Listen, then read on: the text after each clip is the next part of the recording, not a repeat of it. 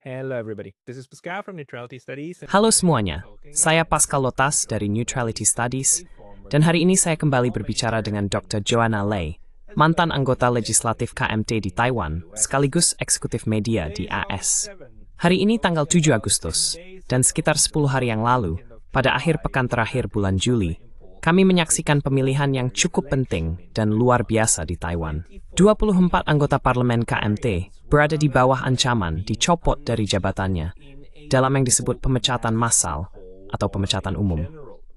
Sekarang, pemecatan adalah langkah konstitusional yang sah di Taiwan untuk memberhentikan anggota legislatif sebelum masa jabatannya berakhir.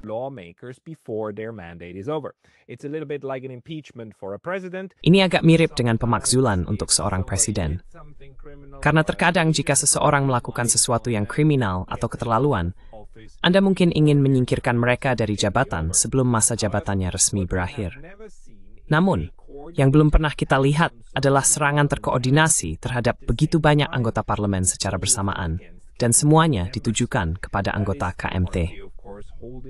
Itu adalah partai yang saat ini memegang mayoritas di parlemen, tetapi bukan di cabang eksekutif yang dipegang oleh Presiden Lai Ching-te, seorang politisi DPP. Sekarang, upaya recall tersebut gagal total. Semua 24 anggota parlemen dikukuhkan kembali oleh konstituen mereka. Apa artinya ini adalah hal yang ingin kita bahas hari ini. Jadi Joanna, selamat datang kembali.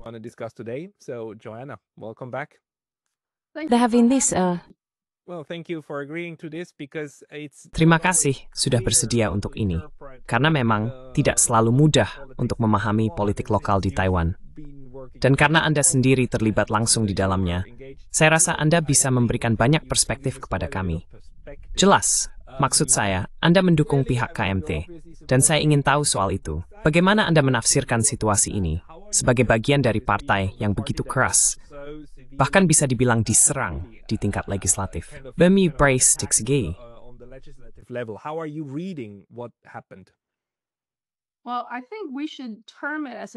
Menurut saya, kita sebaiknya menyebutnya sebagai recall umum daripada recall besar, yang merupakan istilah yang digunakan oleh DPP.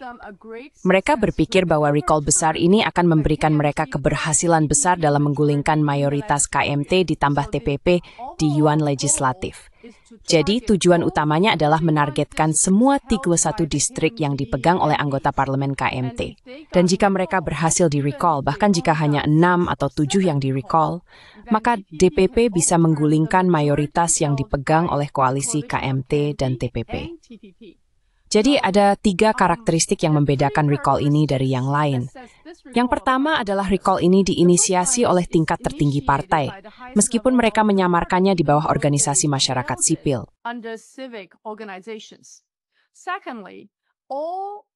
Kedua, semua anggota parlemen, semua 31 orang, ditargetkan untuk recall secara indiskriminatif. Jadi tidak ada pemisahan antara anggota parlemen yang baik atau buruk, atau yang memuaskan atau tidak memuaskan. Poin ketiga adalah tidak ada alasan hukum yang nyata untuk melakukan recall terhadap mereka. Mereka tidak terlibat dalam korupsi atau masalah hukum lainnya. Dalam recall sebelumnya, biasanya ada masalah hukum yang terlibat. 9 recall yang gagal terhadap anggota parlemen individu didasarkan pada alasan hukum. Namun recall kali ini diinisiasi oleh partai indiskriminatif, tanpa dasar hukum apapun, dan murni atas dasar politik.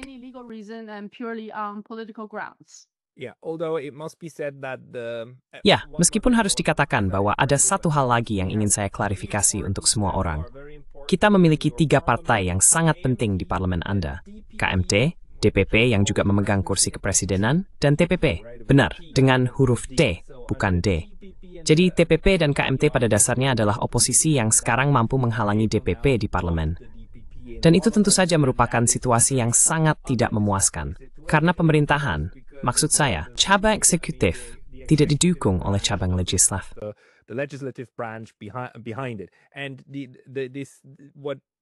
Dan dari luar, ini tampaknya seperti upaya untuk membatalkan hasil tersebut tanpa mengadakan pemilihan umum, melainkan hanya menargetkan anggota-anggota tertentu saja. Sekarang, DPP sebenarnya mengatakan bahwa KMT mencoba melakukan serangan balik terhadap mereka dan juga berupaya mencabut mandat anggota DPP. tetapi gagal pada tahap awal. Jadi, untuk melakukan pencabutan mandat, pertama-tama Anda harus mengumpulkan sejumlah tanda tangan di daerah pemilihan tersebut. Dan DPP berhasil melakukan itu, atau para pendukung DPP berhasil melakukannya di 31 distrik ini. Namun di distrik-distrik milik anggota DPP, serangan balik KMT gagal. Apakah itu penilaian yang adil?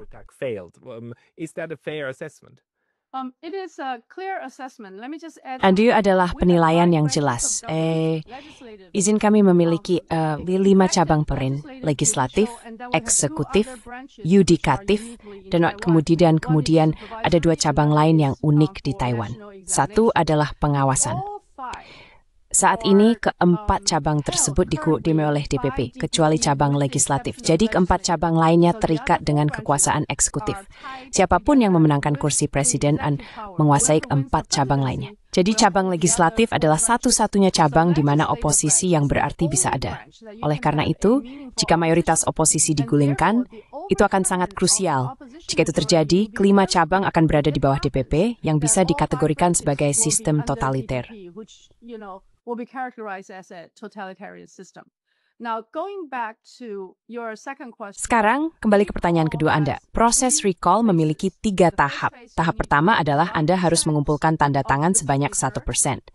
Tahap kedua, Anda harus mendapatkan 10% tanda tangan untuk dapat mengadakan pemilihan atau pemungutan suara. Dan yang ketiga, Anda harus mendapatkan persetujuan lebih dari 25% pemilih recall, dan jumlah yang tidak setuju harus lebih sedikit dari 25% tersebut. Jadi ada 2 ambang batas, lebih dari 25% setuju dan jumlah yang tidak setuju harus lebih kecil. Jadi jika jumlah yang tidak setuju lebih banyak, maka recall tidak terjadi. Recall yang saat ini dipimpin oleh DPP atau kelompok yang berafiliasi dengan DPP telah melewati tahap pertama dan kedua. Sehingga kami mengadakan tahap pertama pemilihan atau pemungutan suara pada 22 Juli dan akan ada tahap kedua pada 23 Agustus.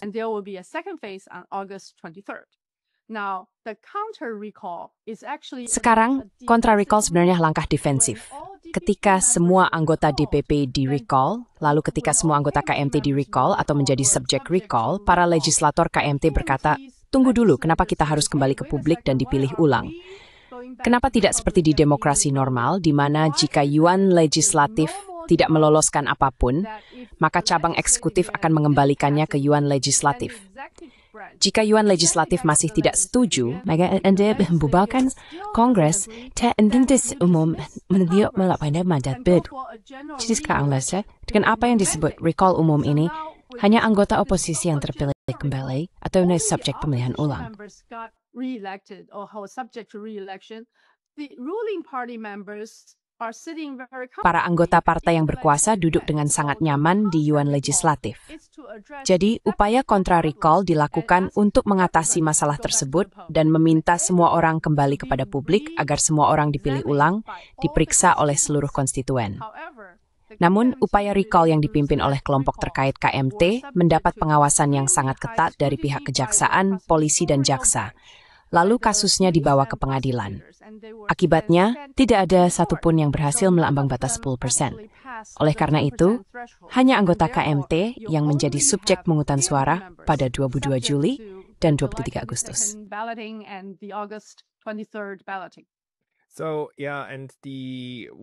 Jadi, ya, salah satu hal yang terus dikatakan oleh DPP adalah bahwa mereka tidak memulai pemakzulan itu sebagai partai.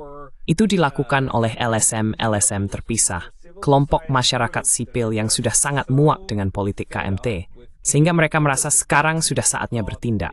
Saya rasa tuduhan terhadap 31 anggota legislatif itu adalah bahwa mereka terlalu pro-Tiongkok, bahwa mereka tidak cukup mendukung Taiwan, bahwa pada dasarnya adalah pengkhianat, dan karena itu harus dicopot.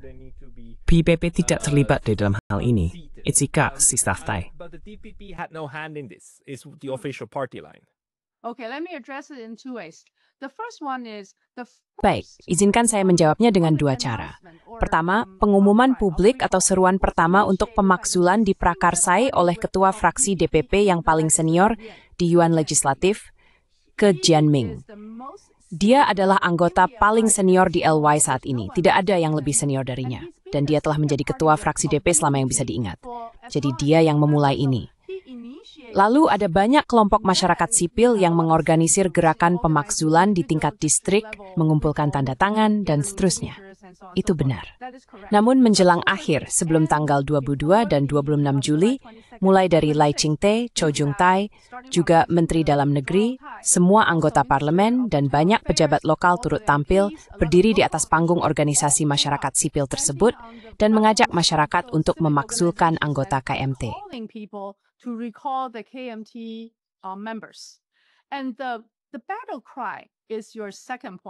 Dan seruan perjuangan adalah poin kedua Anda. Seruan perjuangan dari semua ini adalah bahwa kami, DPP, anti-Tiongkok, dan melindungi Taiwan. Mereka KMT, pro-Tiongkok, dan menjual Taiwan. Oleh karena itu, semua anggota KMT tidak dapat dipercaya dan harus dicabut mandatnya. Jadi seruan perjuangan ini berada di tingkat tertinggi, bahkan dalam pemilihan presiden lokal Taiwan.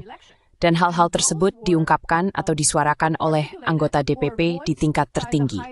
Jadi, awal dan akhir dari peristiwa ini melibatkan anggota DPP secara langsung. Bahkan, Presiden Lai Ching-te sendiri memberikan pidato persatuan yang disebut-sebut untuk mendorong eskalasi gerakan pencabutan mandat. Jadi dia sendiri terlibat langsung. Tidak bisa disangkal bahwa DPP yang memulai atau setidaknya mengumumkannya pada awalnya dan kemudian mendorong fase akhir pada akhirnya.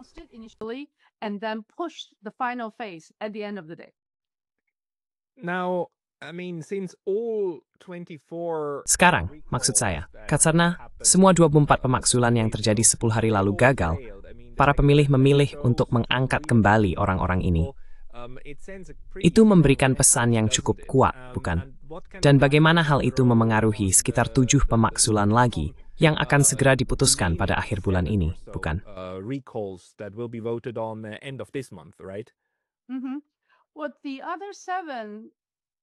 Nah, 7 orang lainnya lebih sulit untuk dikalahkan, tanda kutip, oleh DPP karena mereka tidak lolos ambang batas 10% awal, ambang batas 10% tahap kedua, dan harus didorong mundur agar masuk ke tahap kedua. Jadi mereka ini adalah pemain yang lebih senior, politisi dengan dukungan lokal yang lebih kuat sehingga lebih sulit untuk diberhentikan. Namun, penggunaan kekuatan kejaksaan atau kehakiman kemungkinan masih akan berperan. Di suatu organisasi yang menggelar pemilihan ini, mekanisme pemilihan makin masih apa tidak coba syarat tersebut sangat aditi. May still come to play, so people still have to be very careful. I added the judiciary. Saya menambahkan lembaga peradilan serta kekuatan penuntutan karena dalam Undang-Undang Recall Umum kita, tahun 2015 terjadi amandemen besar pertama yang menurunkan ambang batas menjadi 1%, 10%, dan 25%. Namun amandemen terbesar kedua terjadi pada akhir tahun lalu hingga awal tahun ini yang memperkenalkan tuntutan pidana bagi pelaku potensial dalam proses recall. Sebelumnya semuanya merupakan proses eksekutif. Jika Anda tidak menyetujui tanda tangan tersebut dengan alasan dipalsukan, maka Anda akan mengembalikannya, menghapusnya dari jumlah total, dan mengatakan jumlah Anda tidak cukup, silakan ulangi lagi. Namun menjelang akhir tahun lalu, mereka kembali mengamandemen Undang-Undang Recall kita, sehingga hal ini berpotensi menjadi tindak pidana.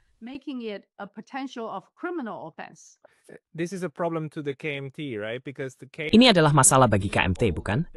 Karena di KMT, ingat bahwa mereka pernah mencoba melancarkan upaya pemakzulan terhadap anggota DPP. Sekarang ada orang-orang yang sedang diselidiki karena pemalsuan. Jadi sebenarnya, para pendukung DPP mengatakan, lihat, KMT tidak hanya gagal melakukan serangan balik, mereka bahkan memalsukan tanda tangan demi mendapatkan pemakzulan. Dan mereka pada dasarnya adalah penjahat. Bagaimanapun, sekarang mereka sedang diselidiki, dan itu berkaitan dengan street lebih ketat. Mereka menghitung tanda tangan untuk pemakzulan.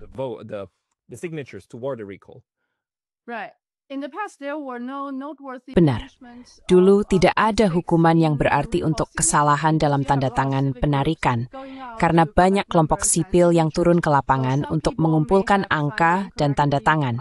Jadi beberapa orang mungkin menandatangani dengan salah, sementara yang lain mungkin sengaja menyabotase upaya Anda dengan memberikan nomor yang salah, agar Anda menjadi tidak kredibel, bukan? Jadi ada banyak potensi penyalahgunaan. Namun menjelang akhir, pada bulan Desember dan awal tahun ini, undang-undang berubah sehingga sekarang orang bisa dikenai hukuman penjara hingga 5 tahun. Bahkan memungkinkan orang di penjara sebelum buktinya jelas. Before the evidence was clear. Let me just explain a little bit. Izinkan saya menjelaskan sedikit. Aturan kita saat ini adalah Anda dapat menahan seseorang secara incommunicado, mencegah mereka berkomunikasi dengan siapapun jika mereka diduga telah melakukan kejahatan serius yang didefinisikan sebagai kejahatan dengan ancaman hukuman hingga 5 tahun penjara. Jadi tahun lalu ketika aturan ini direvisi, hal itu memungkinkan jaksa untuk meminta penahanan siapapun yang telah melakukan apa yang disebut pemalsuan tanda tangan. Apakah undang-undang ini direvisi ketika KMT sudah memegang mayoritas di Yuan Legislatif? Tapi menurut saya itu karena momennya, karena mereka baru saja selesai pemilu dan tidak ada yang benar-benar memperhatikan. Undang-undang itu disahkan dengan sangat cepat sebelum masa jabatan baru dimulai. Jadi itu disahkah oleh mayoritas DPP Samet Imisenilin di Legislatif? Saya tidak suka menuduh rekan-rekan saya yang lain, tapi saya rasa mereka memang tidak memperhatikan, karena itu disahkan pada akhir 2023, awal 2024. Oke. Jadi maksud saya pada dasarnya, bagaimana sebuah undang-undang bisa berubah dan menyebabkan konsekuensi yang tidak diinginkan di kemudian hari? Karena saya pikir ambang batas untuk memulai pemakzulan juga telah diturunkan. Lebih wah, itu kecoba tahun 2018, sebab saya ingin seperti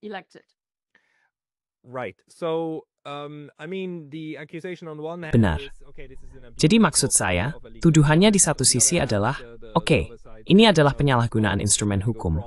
Di sisi lain, pihak yang satunya mengatakan tidak, ini baik-baik saja.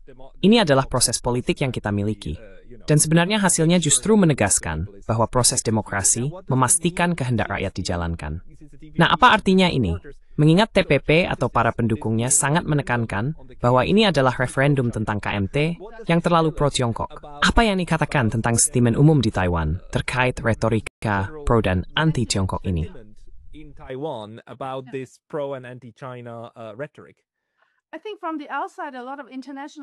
Saya rasa dari luar, banyak media internasional sebenarnya menyampaikan hal yang sama, yaitu bahwa karena Anda telah menjadikannya sebagai referendum dan hasil referendum sudah keluar. Izinkan saya memberikan angkanya. Total sekitar 6,2 juta orang memberikan suara, yaitu sekitar 32% dari seluruh pemilih di pulau itu.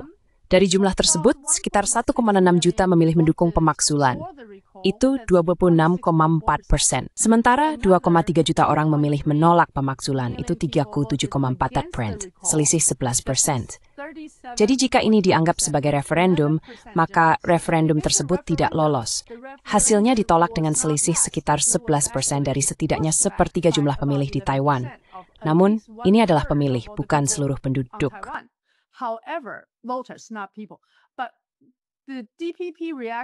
Namun reaksi dari DPP, mulai dari politisi tingkat atas hingga menengah, adalah bahwa hal ini justru menunjukkan bagaimana Tiongkok daratan telah menyusup ke Taiwan, telah mengubah sentimen sosial di Taiwan, dan bahwa kita harus lebih berhati-hati terhadap infiltrasi Tiongkok daratan. Jadi Anda bisa melihat bagaimana mereka memelintirnya dengan mengatakan bahwa ini bukan karena kami gagal atau karena masyarakat menentang sentimen pro-Tiongkok atau anti-Tiongkok, melainkan karena Tiongkok terlalu cerdik, terlalu pintar, dan memiliki pengaruh yang terlalu besar dalam politik lokal. Hal ini juga digaungkan oleh pidato terakhir Lai Ching-te, di mana ia mengatakan, mari kita dorong lebih jauh dan lebih keras pada tahap kedua pemakzulan 23 Agustus.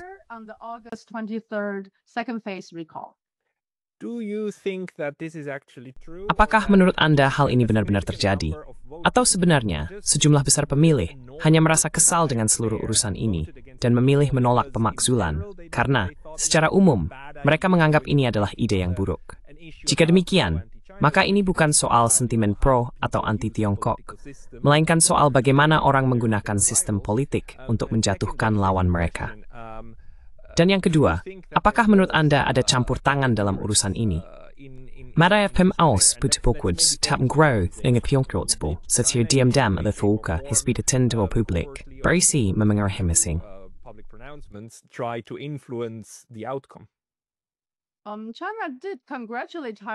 China memang mengucapkan selamat kepada Taiwan atas gagalnya upaya pemakzulan pada akhirnya. Namun saya rasa mereka sangat berhati-hati agar tidak terlihat ikut campur dalam urusan domestik lokal karena bagaimanapun juga ini bukan pemilihan presiden, ini hanya soal seorang legislator. Namun kita juga melihat kekuatan lain yang bermain di sini. Ada pengaruh besar di media sosial dan pemantauan data oleh kelompok yang didukung AS. Jadi bisa dikatakan mungkin ada campur tangan internasional, tapi bukan hanya China, bisa juga ada keterlibatan AS. Tapi izinkan saya kemana reaksi masyarakat.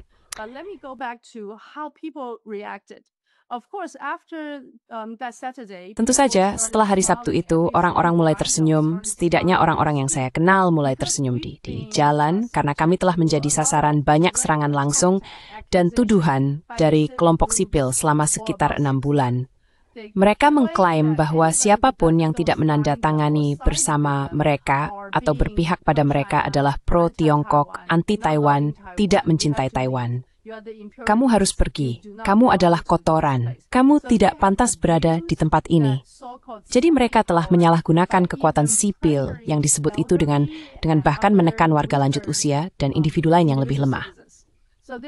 Jadi ada 3 alasan potensial untuk seruan terakhir ini.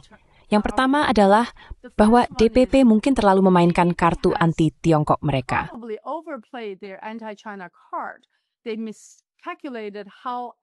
Mereka salah menghitung bagaimana perasaan masyarakat di Taiwan. Sentimen anti-Tiongkok mereka salah dihitung atau disalahartikan oleh seluruh gerakan kelompok sipil. Karena itu adalah platform utama partai mereka. Dalam setiap pemakzulan legislator, mereka harus mengajukan alasan, menyatakan mengapa mereka memakzulkan orang-orang ini. Mereka dituduh pro-Tiongkok dan tidak mencintai Taiwan. Jadi itu sudah menjadi hal yang universal. Anda tidak bisa menyangka bahwa utama dari kampanye ini. Namun, DPP mungkin tak sentimen anti-Tiongkok di Taiwan. Alasan kedua, menurut saya benar-benar rasional. Ini menunjukkan ketahanan demokrasi di Taiwan. Dari betapa pokok-pokok kita, betapa hormat masyarakat mengharapkan pemerintahan bukan yang benar.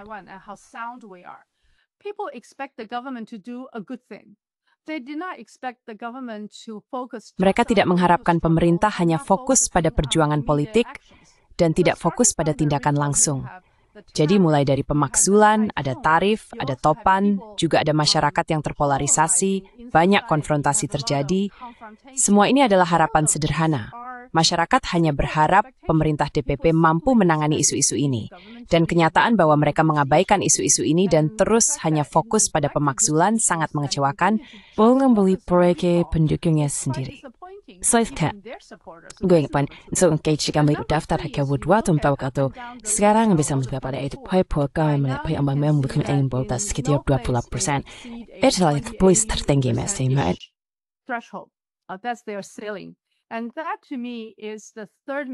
Dan menurut saya, itulah kesalahan perhitungan ketiga dari DPP. DPP melebih-lebihkan dukungan mereka dengan memainkan isu anti-Tiongkok. Mereka berharap bisa menarik lebih banyak orang ke kubu mereka untuk menggulingkan legislator KMT, tetapi mereka tidak melampaui batas dasar mereka.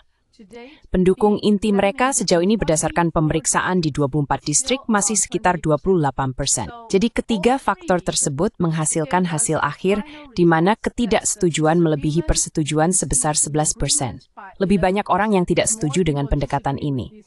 Dan omong-omong tingkat partisipasi pemilih adalah 66% yang sangat tinggi. Hampir sama persis dengan pemilihan presiden kita yaitu 70%. Jadi Anda bisa melihat bahwa kekuatan polarisasi memang ada.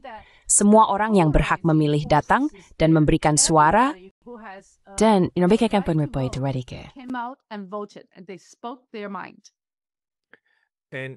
Doesn't bertanya mengenai Groman Avtai Tapsing dan No to is of Dom's End.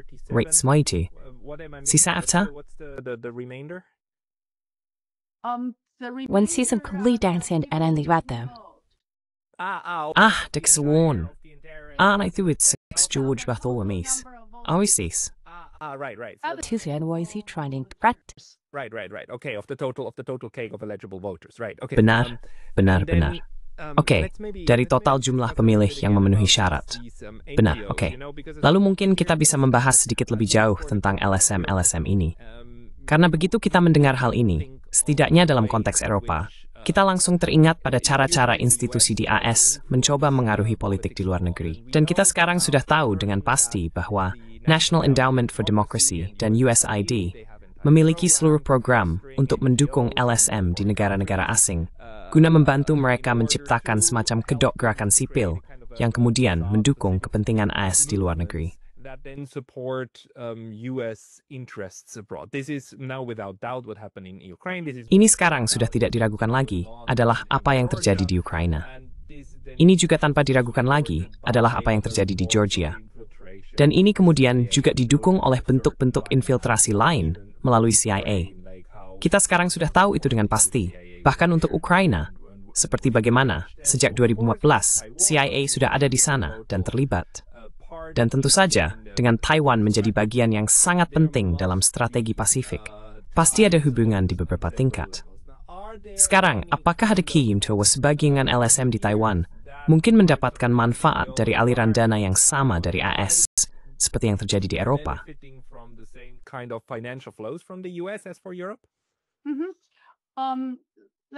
Katakanlah untuk penarikan kembali yang satu ini, tidak ada bukti keterlibatan langsung AS, dan itu masuk akal karena ini tidak melibatkan pergantian rezim.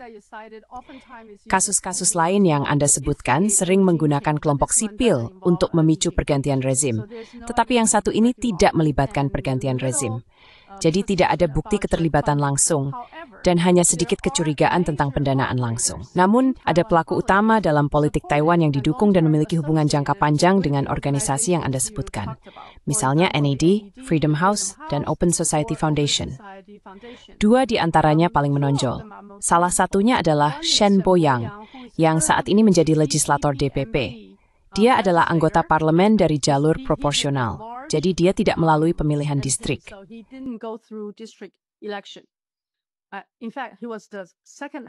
Faktanya, dia adalah nominasi tertinggi kedua dalam peringkat tersebut. Untuk seorang anak muda memegang peringkat itu, banyak orang menduga hal itu ada kaitannya dengan hubungan jangka panjangnya dengan Amerika Serikat, dan dia didukung oleh NAD, Freedom House, dan Open Society Foundation dengan pendanaan yang dapat dilacak. Selain itu, saat ini dia memimpin Double Think Lab. Untuk audiens Anda, mereka pasti tahu apa itu Double Think Lab. Organisasi ini digunakan di banyak sekali masyarakat. Jadi, dia memiliki posisi sentral yang sangat kuat dengan DPP dan keterkaitan dengan AS dalam gerakan demokrasi berbasis nilai di seluruh dunia. Dan dia memang memegang posisi kunci dalam pemanggilan umum ini. Dia bersuara, hadir di banyak aksi unjuk rasa, dan menjadi salah satu juru bicara paling menonjol untuk pemanggilan umum tersebut.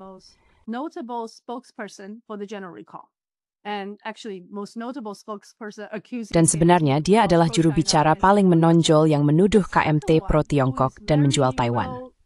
Yang kedua, yang sangat terdokumentasi dengan banyak bukti, adalah Tang Feng, yang juga dikenal sebagai Audrey Tang. Sekarang dia mengidentifikasi dirinya sebagai perempuan, sehingga dianggap sebagai favorit DE. Audrey Tang didukung oleh Amerika Serikat, sehingga ia memegang posisi menteri tanpa portofolio, dan kemudian menjadi menteri urusan digital. Di dalam semua sistem pemerintah, pemantauan digital, dan pemantauan media sosial untuk pemerintah. Dan tambahan kita menghabiskan banyak uang untuk Owen Intel meringi termasuk organisasi perang daring.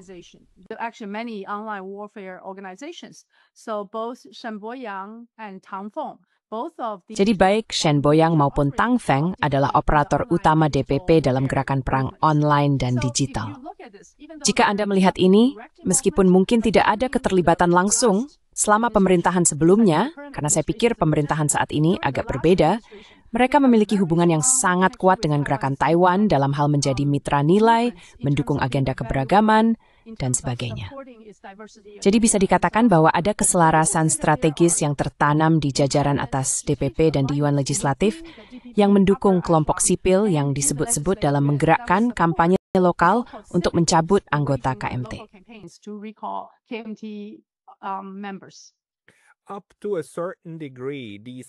Sampai tingkat tertentu, hubungan semacam ini adalah hal yang wajar dan memang sudah seharusnya, bukan? Maksud saya, kelompok-kelompok tertentu memang memiliki struktur nilai yang berbeda dan berpikir bahwa kita seharusnya lebih dekat dengan AS atau lebih dekat dengan negara lain. Lalu mereka mencoba menggalang dukungan untuk itu. Sampai batas tertentu, ini adalah hal yang normal. Yang menjadi tidak normal adalah ketika pengambilan keputusan diserahkan ke pihak luar, dan Anda memiliki tempat seperti Kedutaan Besar AS, yang pada dasarnya mengarahkan upaya-upaya tertentu, yang kemudian berujung pada, misalnya, demonstrasi besar-besaran. Dan untuk aktivitas semacam itu, setidaknya untuk kasus ini, kami tidak memiliki indikasi ke arah sana, jelasnya.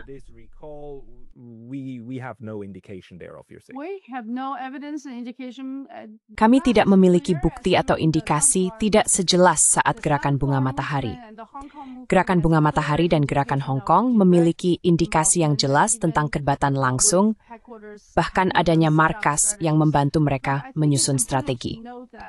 Namun saya rasa penting untuk dicatat bahwa orang seperti Shen Boyang yang telah terlibat dan didukung oleh organisasi-organisasi tersebut, organisasi AS, selama waktu yang sangat lama sebelum mereka muncul di arena politik. Dan bahkan hari ini, saat dia memegang posisi politik di Yuan Legislatif sebagai legislator, keluarganya masih menghasilkan uang di Tiongkok daratan, meskipun dia menuduh orang lain pro-Tiongkok.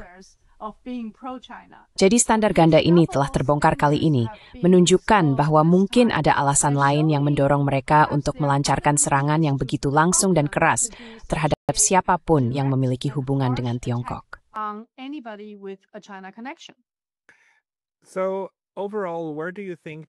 Jadi secara keseluruhan, menurut Anda, di mana posisi kita sekarang setelah ada putaran kedua pemakzulan yang akan datang dengan misalnya 7 legislator lagi? Tapi seperti yang Anda katakan, ekspektasinya adalah mereka juga kemungkinan besar akan ditegaskan kembali. Di mana posisi kita sekarang dalam konteks Taiwan? Dan Anda tahu, kita harus ingat bahwa Taiwan adalah Republik Tiongkok, kan? Itu nama resminya. Maksud saya, kita masih punya situasi yang belum terselesaikan sejak Perang Saudara. Dan kita punya Tiongkok daratan dengan Republik Rakyat Tiongkok. Jadi Republik dan Republik Rakyat, di mana posisi kita sekarang dalam hal kebijakan luar negeri, dan kemana entitas politik ini bisa melangkah?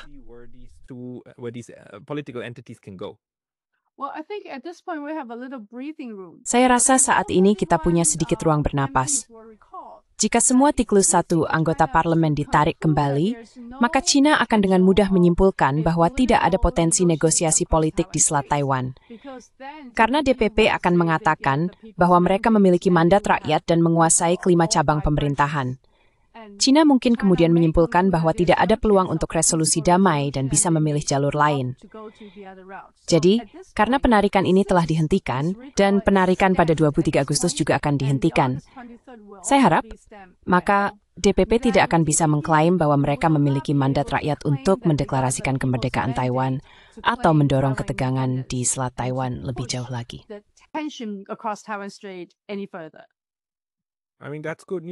Itu kabar baik. Dari proses politik internal di Taiwan, tidak mengharapkan adanya perubahan signifikan terhadap status quo, atau dalam retorika terkait status quo. Ya, karena DPP masih mempertahankan basis intinya, kan? Sekitar 28% di beberapa distrik. Di distrik lain, mereka turun menjadi sekitar 20%. Tapi di distrik inti mereka masih ada beberapa tempat di mana mereka mempertahankan basisnya. Jadi kita harus memahami bahwa DPP tidak gagal sebagai partai meskipun mereka menggunakan tema anti-Tiongkok untuk pemilihan umum kali ini. Tapi sebagai partai mereka tidak gagal. Jadi politik lokal akan tetap berjalan seperti biasa dengan pemilihan lokal yang akan datang pada tahun 2026, tidak lama lagi. Akan ada pemilihan lokal untuk semua bupati, wali kota lokal, dan dewan kota. Tapi menurut saya penting untuk mengirim pesan ke dunia luar bahwa masyarakat di Taiwan tidak semuanya mendukung klaim DPP tentang dukungan kuat terhadap ekstremis kemerdekaan Taiwan.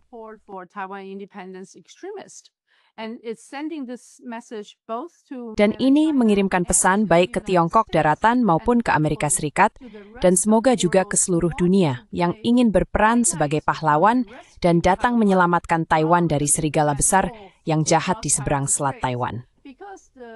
Karena retorika atau narasi yang disampaikan DPP kepada dunia adalah bahwa kami adalah model demokrasi, kami adalah mitra yang menjunjung nilai-nilai, dan serigala besar yang jahat di seberang Selat Taiwan akan menyerang kami. Jadi kalian, kekuatan global, datanglah dan lindungi kami serta kita lindungi jalur depan Selat Taiwan. Jadi melindungi Taiwan adalah satu hal. Melindungi Selat Taiwan sebagai jalur ekonomi adalah alasan kedua bagi kekuatan internasional untuk berperan sebagai pahlawan. Dan kita melihat hal ini.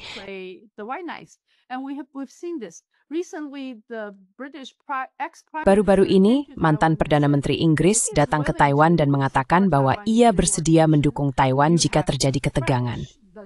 Anda juga melihat Prancis, Belanda, dan Inggris semuanya datang ke wilayah kita dan menyatakan bahwa mereka akan menjadi penyelamat kita. Jadi jika orang di luar Taiwan berpikir bahwa semua orang ingin berperang karena sikap kemerdekaan Taiwan yang diambil oleh Lai Ching-te dan bahwa kita bersedia berkorban sampai orang terakhir, sehingga mereka harus datang membantu kita, maka mereka bisa saja mengambil keputusan strategis yang salah. Namun kali ini, pemakzulan ini mengirimkan pesan yang berbeda, yaitu, hey, tunggu dulu, sebagian besar masyarakat Taiwan sebenarnya menginginkan status quo. Dan faktanya, di ranah politik masih ada perpecahan. Ini bukan sikap universal yang mendukung presiden saat ini.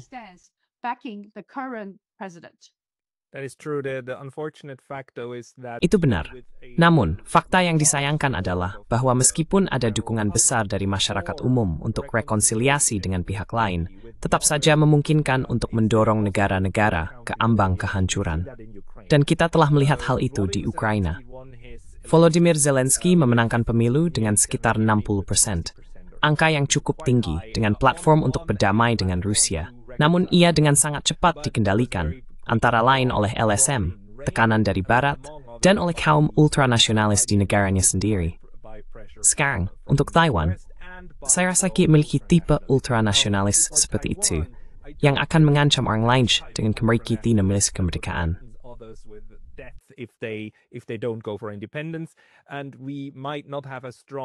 Dan mungkin kita tidak memiliki jaringan LSM yang kuat untuk mendorong langkah-langkah eskalasi.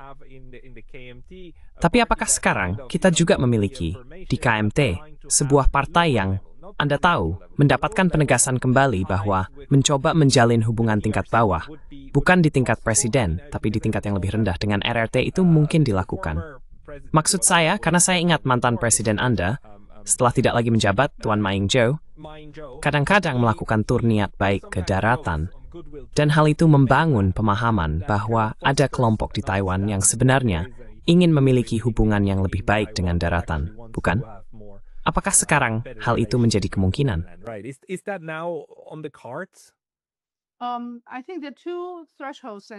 Saya pikir ada dua ambang batas yang sangat sulit dilewat oleh KMT dan mereka harus bekerja sama dengan TPP. Salah satunya adalah sentimen anti-Tiongkok yang kuat dan imajinatif yang telah meresap di masyarakat Tiger. Orang-orang mulai membenci Tiongkok tanpa alasan atau karena alasan yang dibayangkan. Jadi, Anda perlu menggunakan banyak juru bicara yang berbasis pada fakta atau pengalaman untuk secara bertahap mengubah spiral keheningan itu.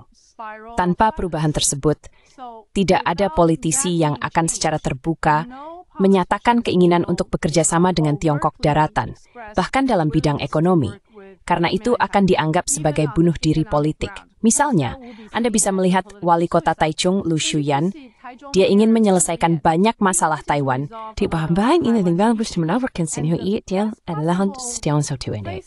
Tetapi di pemutuskan pergi ke Australia, ia Australia. Instead of going to China.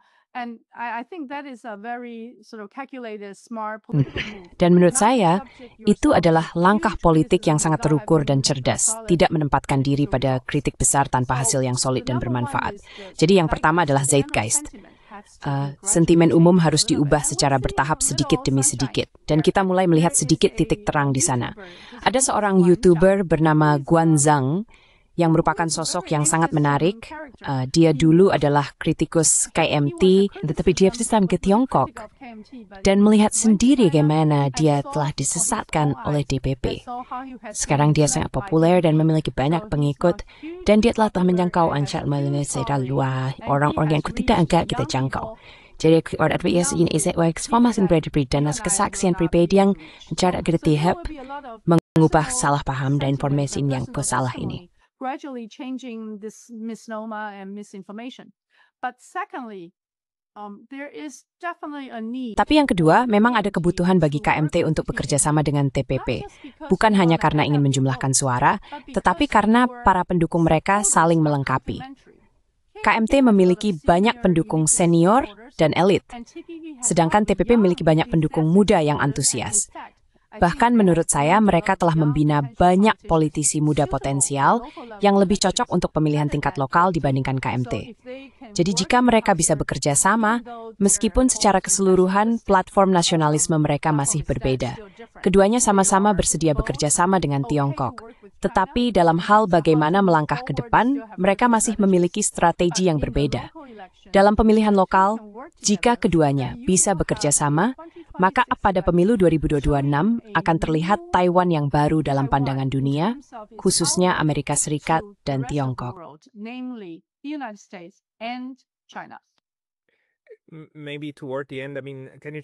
Mungkin di akhir pembicaraan ini, maksud saya, bisakah Anda menjelaskan bagaimana mungkin secara politik masih sangat sulit untuk bekerja sama dengan Tiongkok Daratan, bahkan di tingkat provinsi, padahal faktanya, Tiongkok Daratan adalah mitra dagang terbesar Anda.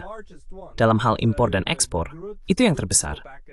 Maksud saya, barang-barang keluar masuk, begitu juga jasa, sejauh yang saya tahu. Tapi entah bagaimana, di tingkat politik, Anda masih belum memuas ini, gamt mo.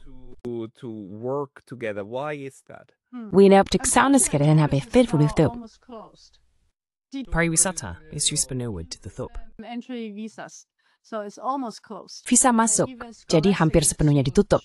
Bahkan pertukaran akademis pun hampir ditutup. Itu sangat disayangkan. Tapi mari kita lihat periode 2008 hingga 2015.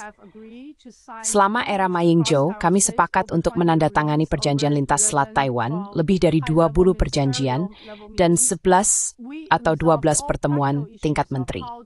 Kami menyelesaikan semua masalah praktis tentang bagaimana memungkinkan orang untuk bolak-balik, menjadi peneliti pertukaran, mahasiswa, dan berbisnis satu sama lain. Jadi kami memiliki hubungan jangka panjang dan kami bisa melakukan hal-hal tersebut. Jadi satu-satunya hambatan saat ini hanyalah ideologi politik. Ini bahkan bukan sekadar politik.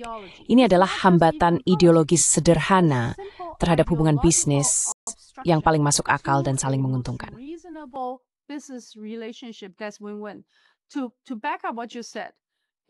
Untuk mendukung apa yang Anda katakan, terkait tarif yang kita hadapi dari Amerika Serikat, jika Anda melihat di luar semikonduktor, barang lain yang kita jual ke Amerika Serikat adalah produk manufaktur tingkat menengah dan margin rendah.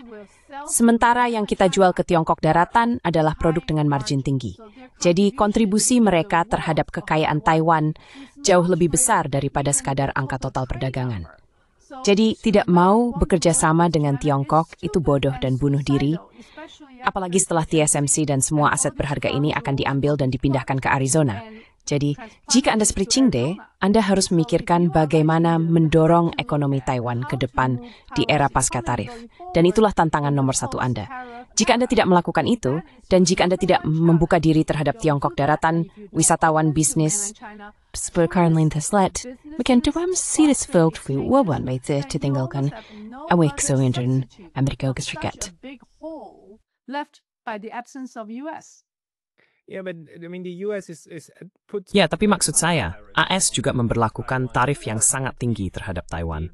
Dan jenis kebijakan ekstraktif yang dijalankan AS juga melibatkan Taiwan. Jadi menurut Anda, apakah hal ini juga di dalam DPP akan mendorong adanya pemikiran ulang terhadap pendekatan kebijakan luar negeri dan pendekatan ekonominya?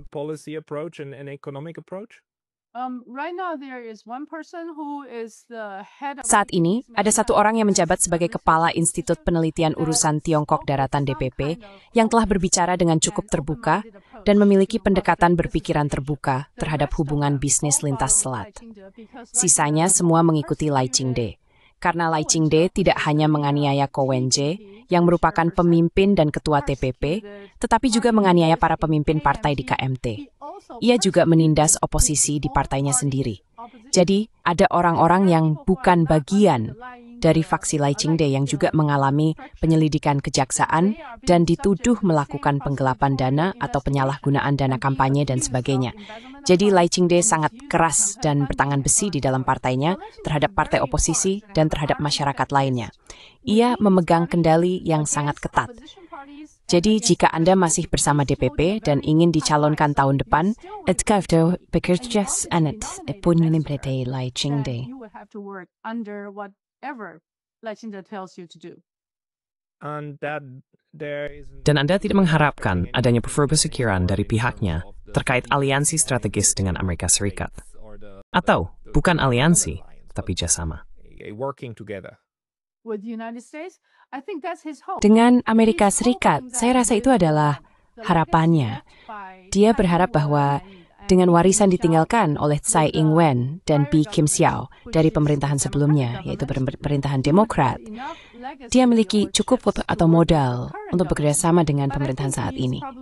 Namun saya rasa dia mungkin salah perhitungan dalam hal ini karena pemerintahan sebelumnya menyukai Taiwan, karena menjadi negara pertama yang melakukan hal-hal DAI sesuai aturan mereka, tapi karena sesuatu yang disukai Trump. Jadi, apapun yang berhasil untuk pemerintahan sebelumnya, kemungkinan besar tidak akan berhasil untuk pemerintahan saat ini. Jadi, jika Lai Ching-te bertaruh pada warisan atau sisa goodwill, dia mungkin harus berpikir ulang. Right. The problem is in Benar. the United States, like, Masalahnya adalah, di Amerika Serikat, apapun yang harus Anda lakukan untuk memenuhi persyaratan mereka, targetnya pada dasarnya berubah setiap hari.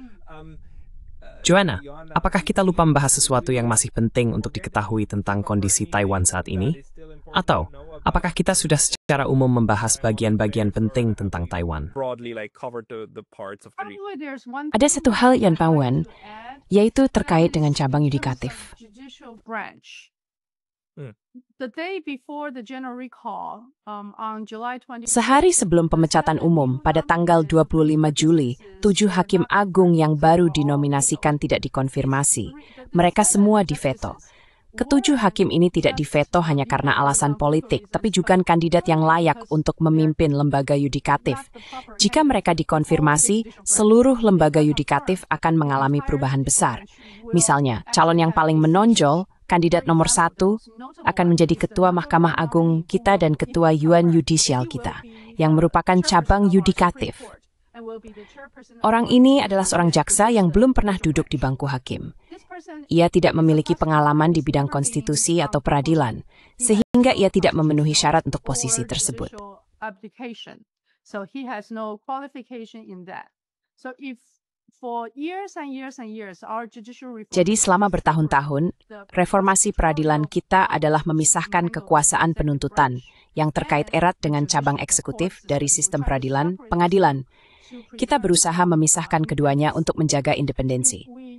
Jika kita menggunakan kepala sistem penuntutan untuk memimpin sistem peradilan, pengadilan, itu mengirimkan sinyal yang sangat kuat ke seluruh sistem pengadilan, di perdata, pidana, dan pengadilan tata usaha negara, bahkan ke Mahkamah Agung dan Mahkamah Konstitusi. Jadi ketujuh orang itu semuanya diveto.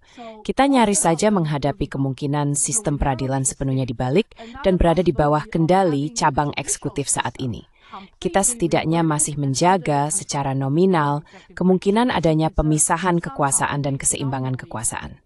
A possibility of separation of power and balance of power. So in general, I mean, it's not Jadi secara umum, maksud saya bukan hanya pemakzulan, tetapi juga keputusan pengadilan ini menunjukkan bahwa saat ini kekuatan politik yang berbeda di dalam Taiwan sedang saling menyeimbangkan, bukan? Disitulah posisi kita sekarang. right. That's where we are. Right. And that is because Oh, you still benar. have a majority Dan of itu AML ang may ditawin in legislatif, the masih berasal dari legislative KBML. branch. Dan talse, The recall was successful, hanya pemakzulan itu and you berhasil, have may no tidak akhirnya pas protection dari perlindungan dalam against a sistem total total fair. totalitarian Kali saya system coba cabang with berarti all di bawah five paling branches utama di partai under the sesal. same leader or the same party. Right. Of course, the DPP will say like, no. Benar, tentu saja DPP akan mengatakan, tidak, semua ini akan berjalan adil dan baik-baik saja, dan hanya untuk mandat yang diberikan. Tapi maksud saya, disinilah retorika politik mulai berperan. Joanna Lei, ini sangat menarik. Jika orang ingin mengikuti Anda Anda juga sering berbicara dalam bahasa Mandarin, bukan? Di media Taiwan? Secara rutin di City. Ada komentar pada minggu malam, dan secara rutin menjadi ada bagian dari program tersebut. Oke, jika Anda ingin mengikuti Joanna Lei coba pembahas Mandarin, menghubungi City minggu malam. Joanna Lei, terima kasih banyak atas waktu Anda ini. Terima kasih, Pascal.